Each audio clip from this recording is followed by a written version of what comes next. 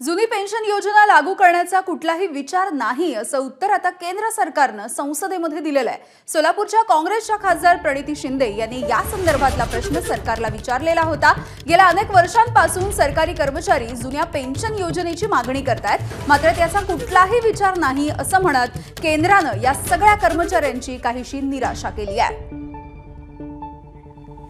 आणि याविषयी बोलूयात, आमचे प्रतिनिधी सोमेश कोलगे आपल्या सोबत जोडलेले आहेत। सोमेश, एक मोठी अपडेट येते कारण सरकारने आता स्पष्टीकरण दिलेलं आहे, जुनी पेन्शन योजना लागू होणार नाहीये।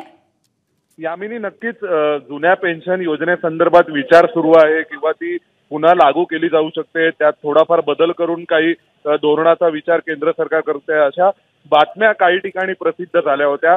याविषयीच्या चर्चा रंगल्या होत्या, पण प्रणिती शिंदे काँग्रेसच्या खासदार यांनी एक प्रश्न लेखी उत्तरासाठी आज संसदेमध्ये टाकला होता आणि त्या प्रश्नाला जे लेखी उत्तर केंद्र सरकारने दिले त्यामध्ये त्यांनी स्पष्टपणे ओल्ड पेन्शन स्कीम, जुन्या पेन्शन योजनेबाबत कोणताही विचार सुरू नाही असं स्पष्ट सांगितलेलं आहे। त्यामुळे आता जुन्या पेन्शन योजना पुन्हा लागू करण्याबाबतच्या चर्चांना पूर्णविराम मिळालेला आहे।